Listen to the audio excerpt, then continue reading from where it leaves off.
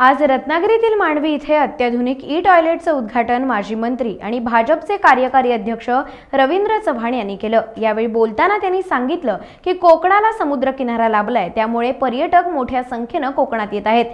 त्यामुळे त्यांना किनाऱ्यावर चांगल्या सोयी देणं हे आवश्यक आहे। पूर्ण रत्नागिरी जिल्ह्यात टॉयलेट आणि चेंजिंग रूम किनाऱ्यावर उभे केले जातील। त्याचबरोबर ही सोय ही एटीएम सारखी आहे। यावेळी भारतीय जनता पार्टीचे कार्यकर्ते मोठ्या संख्येने उपस्थित होते। आपणा सर्वांना माहिती आहे की कोकणाला समृद्ध असा 720 किलोमीटरचा समुद्र किनारा लाभला आहे आणि त्यामध्ये रत्नागिरी असेल, सिंधुदुर्ग असेल, रायगड, पालघर या सगळ्या जिल्ह्यांमध्ये पर्यटक एवढ्या मोठ्या प्रमाणामध्ये येत असतात आणि त्यांना समुद्र किनाऱ्यावरती चांगल्या सोयी उपलब्ध व्हाव्यात हे फार गरजेचं असतं। चेंजिंग रूम असावं असं प्रत्येकाला वाटत असतं आणि म्हणून एक चांगल्या पद्धतीचं अत्याधुनिक स्वरूपाचं ATM सारखं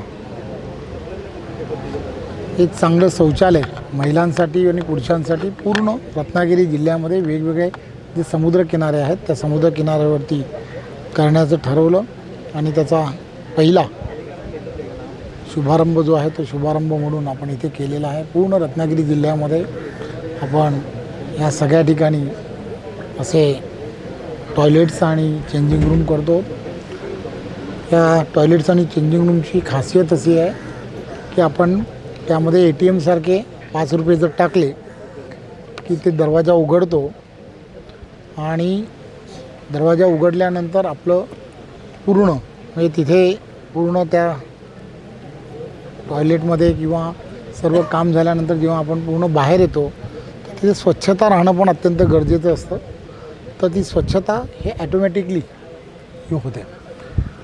वरती पाण्याच्या टाक्या आहेत। या पाण्याची टाकी जी आहे त्यामध्ये पाणी असेल तरच ते ATMमधून पैसे जे आहेत ते स्वीकारले जातात, तरच तो दरवाजा जो आहे तो उघडला जातो। त्यामुळे याही गोष्टी फार महत्त्वाच्या आहेत। कोणीही अडकणार नाही म्हणून त्याच्यामध्ये इमर्जन्सी जो पद्धत आहे त्या पद्धतीप्रमाणे त्यामध्ये त्याच्यासाठी सुद्धा काही व्यवस्था त्यामध्ये केलेली आहे।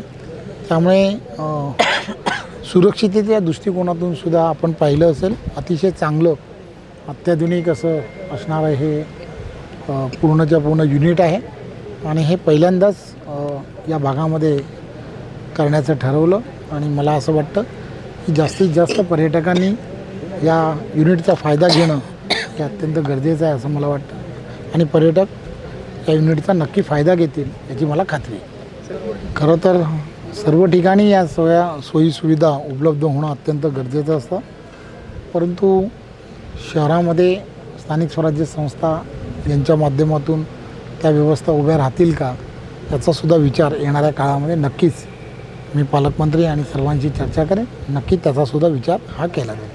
टाइम्स डिजिटलला लाईक करा, शेअर करा, सबस्क्राईब करा आणि बेल आयकॉन दाबायला विसरू नका। Times digital.